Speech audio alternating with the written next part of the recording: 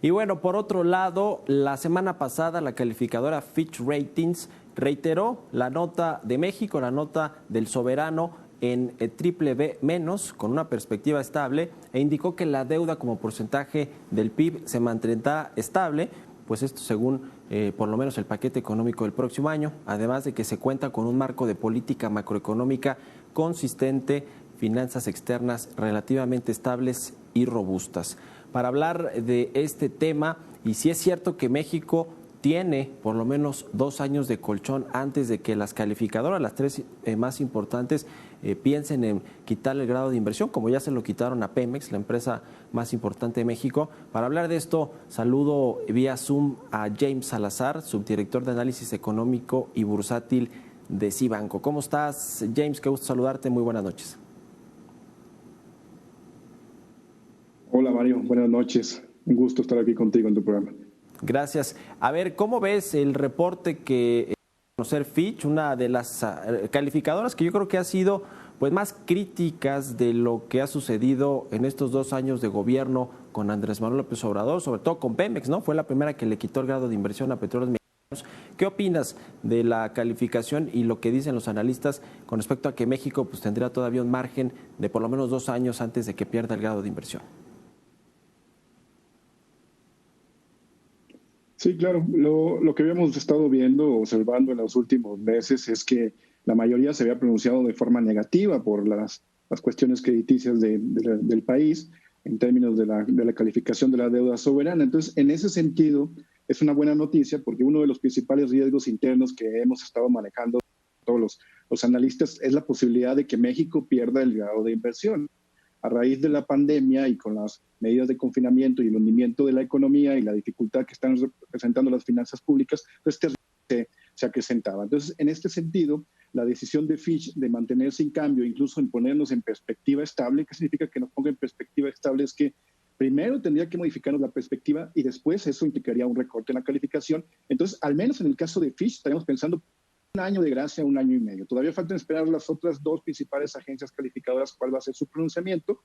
Suponemos que va a ser en la misma tónica o algo parecido a Fitch, pero Fitch nos preocupaba más porque es la que nos tiene a los bonos soberanos más cerca de perder o de perder esta categoría. Estamos solamente en un escalón. Standard & Poor's estamos a 2, Moody's estamos a 3. Entonces, en ese sentido, cobra relevancia esta decisión. Esto no significa que ya la hayamos salvado. O sea, como está sujeto sobre todo a la estabilidad en la cuestión de las finanzas públicas, y Fitch lo que está proponiendo o está suponiendo es que en determinado momento el gobierno federal va a tratar de implementar una política, una reforma fiscal que esto ayude a mejorar la recaudación y que esto le permita suavizar las dificultades en la parte de las finanzas públicas. Entonces, digamos que es un respiro.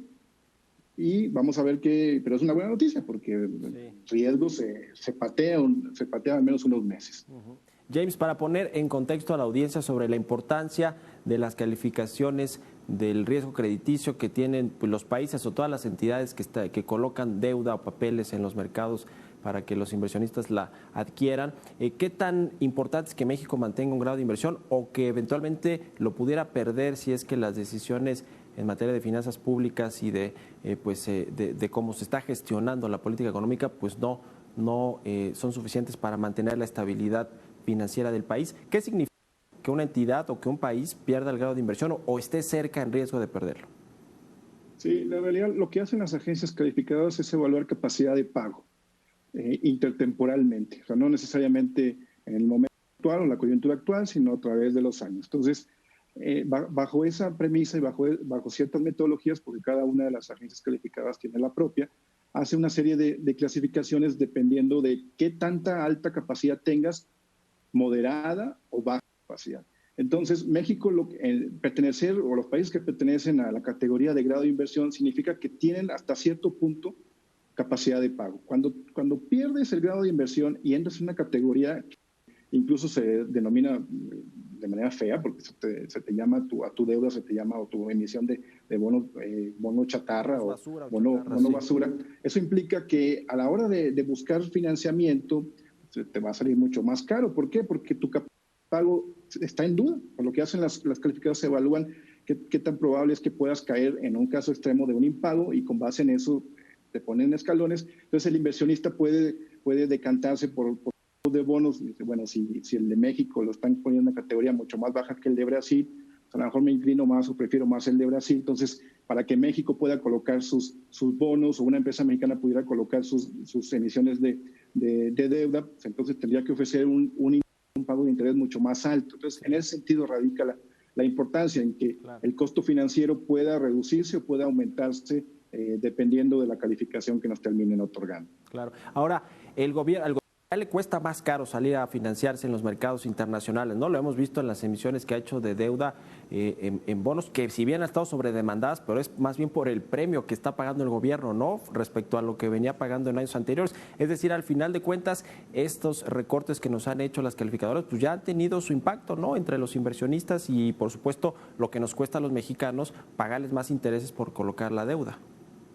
Sí, es un punto muy importante, porque estamos hablando de miles de millones de dólares de costo adicional en una situación en la que las finanzas públicas tienen poco margen. Pues se vuelve muy relevante. Aquí lo interesante es que estamos en una etapa de excesos de liquidez.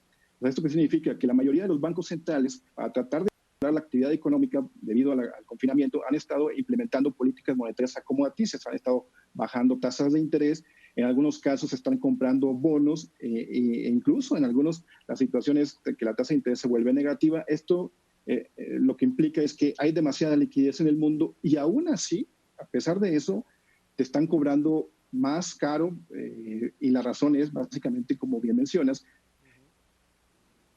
que la percepción que existe, pues, o el riesgo que existe, se ha deteriorado. Eso es una realidad, y pues esto claramente lo hemos pagado a través de una tasa de interés más alta, a pesar de estas condiciones de exceso de liquidez en los mercados mundiales, en que todo el mundo está buscando en qué invertir, porque si te vas a Estados Unidos te dan prácticamente 0%, pues te vas a economías emergentes, y ahí es donde sirve esta distinción de las agencias calificadoras. Y este costo adicional además ha sido el argumento de Arturo Herrera, el secretario de Hacienda, para decir por qué no quieren aumentar el déficit primario y no salir a colocar deuda para inyectársela a la economía mexicana. En fin, es todo un debate muy amplio, a ver si luego le traemos más calma, pero por lo pronto te agradezco mucho, James Salazar, subdirector de Análisis Económico y Bursátil de Cibanco, por haber tomado la entrevista, y muy buenas noches. Buenas noches, Mario. Hasta luego. Vamos a hacer una pausa rapidísima, ya volvemos.